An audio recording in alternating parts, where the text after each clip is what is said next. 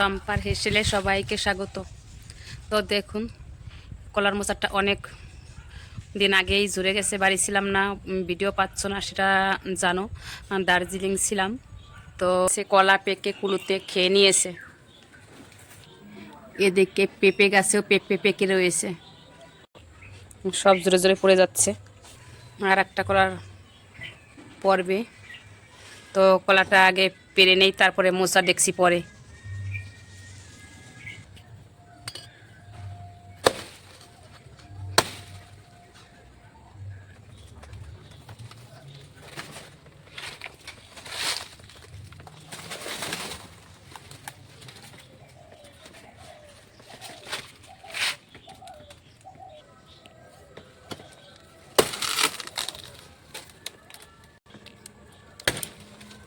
কলার থোরটা ফিরে নেব, গাছের উপরে পড়ে গেছে।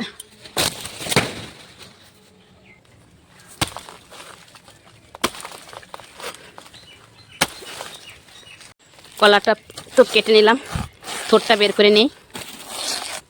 থোরের রেসিপিটাও থাকবে, প্রথম থেকে শেষ অবধি দেখতে থাকো। থোরটা বের করে নিলাম।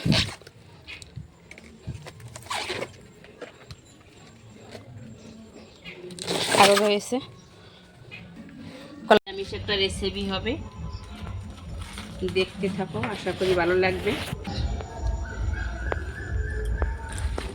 নিরামিষ থোর ভাজা করার জন্য আমি এরকম সাইজ করে কেটে নিয়েছি। তোমরা এ থেকে ছোটো বড়ো যেরকম সাইজ করতে চাও করতে পারো। এখানে আমি আলুটা নিয়েছি, তুলে নেব।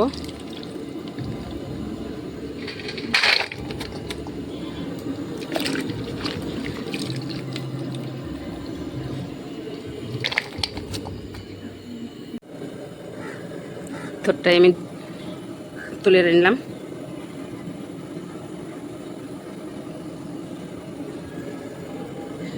লবণ দিয়ে একটু মেখে নেব।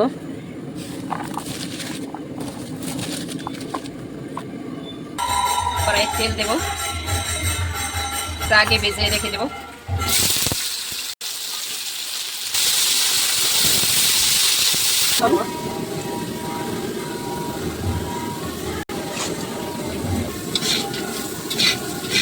রেখে দেব। গান শুনে বুঝতেই পারছো বাড়ি একটা বৈষ্ণব সেবা আছে, সেই রান্না হচ্ছে। সব রেসিপি দেখাতে পারলাম না। তেল দিয়ে দেব, দিয়ে দেবো পোস্ত।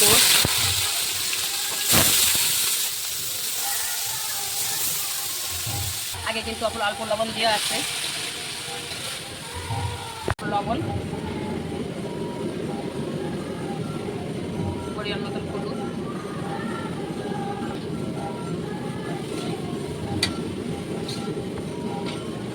নামিয়ে নেব। তো প্রথম থেকে তেল আমি যে পদ্ধতিতে রান্না করছি, স্টেপ বাই স্টেপ এই পদ্ধতিতে একবার হলেও করে খেয়ে জানিও, আশা করি ভালো লাগবে রেসিপিটি। কালো জিরে ফোড়ন,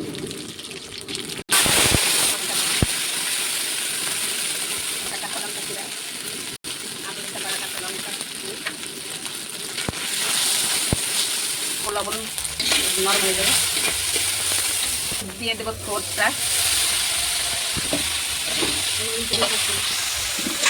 দিয়ে দেবো আলুটা। কালারটা কীরকম এসছে দেখুন। এমনিতে কিন্তু থোরটা কালো হয়ে যায়, কিন্তু এই পদ্ধতিতে রান্না করলে কালো হবে না। থোরটাও কি সুন্দর নরম হয়ে গেছে, আলুটাও নরম হয়ে গেছে। ব্যালেন্স রাখার জন্য অল্প চিনি, ধনেপাতা কুচি,